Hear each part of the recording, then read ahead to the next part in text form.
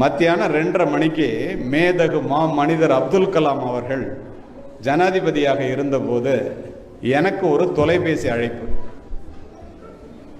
மறுமுனையில் பேசியது ஜனாதிபதி. நடந்த சம்பவம், துறையூர்னு ஒரு ஊர் உங்கள் டிஸ்ட்ரிக்டில் இருக்கான்னு கேட்குறாரு. ஒரு மாதத்திற்கு முன்னால் தான் நான் ஜனாதிபதி பதக்கம் பெற்றேன் என்ற காரணத்தினால் என்னை தெரிந்தே அவர் பேசுகிறார். ஆமாம் இருக்குன்னு கேட்டேன். +2 படித்த ஒரு பொண்ணு, பெற்றோர்களுக்காகவே சொல்லுகிறேன். ஜனாதிபதி சொன்ன உடனே துறையூர்னு ஒரு கிராமம் என்னுடைய இடத்துல தான் சார் இருக்குன்னு. என்ன சார் அப்படின்னு கேட்டால், SSLC பாஸ் பண்ணாத +2 முடித்த ஒரு பொண்ணு மேற்கொண்டு படிக்கணும்னு நினைக்குது. அவங்க மாமாவுக்கு 47 வயது. அதை 2ஆம் தரமாக கல்யாணம் பண்ணுறதுக்காக முயற்சிகள் நடக்குது. அது பால்ய விவாகம் சட்டப்படி தப்பு. அந்த பொண்ணு மேற்கொண்டு படிக்கணும்னு நினைக்குது. அதை ஏதாவது தடுத்து நிறுத்தி அந்த பிள்ளை படிக்கிறதுக்கு வழி செய்யலாமே அப்படின்னு சொல்கிறார். நான் இங்கேருந்து புறப்பட்டு போகிறதுக்குள்ளே பக்கத்தில் முசிறிலேருந்து DSP இன்ஸ்பெக்டர் எல்லாரையும் வர சொல்லிவிட்டு அங்கே போனேன்.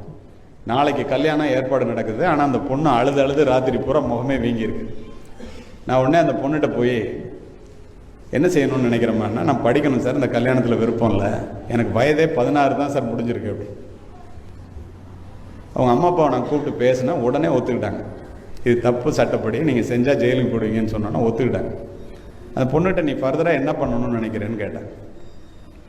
நான் மேற்கொண்டு படிக்கணும்னு நினைக்கிறேன் சார், அதுக்கு என்ன உதவி வேணுமோ கேளுமா செய்கிறேன்னு அது கேட்டதெல்லாம் செஞ்சு விட்டோம்.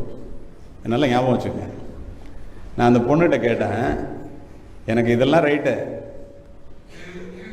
உனக்காக ஜனாதிபதி பேசினாரே அப்படின்னு கேட்டேன். இல்லை சார், 4 வருஷத்துக்கு முன்னால் நான் அண்ணாமலை யூனிவர்சிட்டிக்கு போயிருந்தேன். இந்த மாதிரி ஒரு கூட்டத்தில் அப்துல் கலாம் சார் வந்து ஜனாதிபதி ஆகிறதுக்கு முன்னால் வந்து உரை நிகழ்த்தினார். கேள்வி நேரத்தின் போது 4 பேரை மட்டும் கேள்வி கேட்க சொன்னார்.